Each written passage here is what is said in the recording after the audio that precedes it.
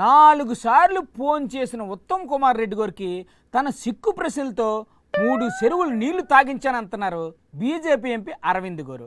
నమస్తే సార్. ఉత్తమ్ కుమార్ రెడ్డి గారి దగ్గరికి వెళ్ళి 4 ఉత్తరాలు వచ్చినాయండి. 4 ఉత్తరాలా? ఈ రోజుల్లో కూడా ఉత్తరాలు రాసుకుంటున్నారు ఏంటండి? 4 సార్లు ఫోన్లు వచ్చినాయి. ఫోన్లు చేసేదానికి ఉత్తరాలు ఎందుకు రాసినట్లు? అది సరే గాని మీరేటి చేశారు? ఆయన ఏది ఇంతగానో న్యాయపడబడ్డాడని మాట్లాడిన ఫోన్.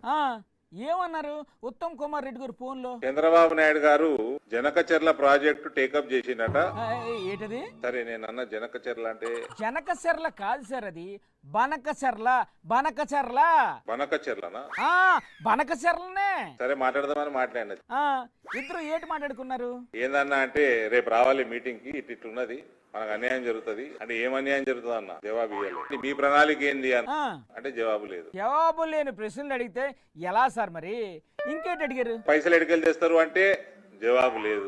ఏ ఒక్కదానికి సమాధానం లేకుండా ఆయన మీకు ఎందుకు ఫోన్ చేసినట్లు? ఇది కేవలం లోకల్ బాడీ ఎలక్షన్లు వస్తున్నాయి కాబట్టి కేసీఆర్ డైరెక్షన్ మేరకు తెలంగాణ సెంటిమెంట్ పెంచనీకే ఉత్తమ్ కుమార్ రెడ్డి చేస్తున్న పని. ఓహో, అదే సంగతి.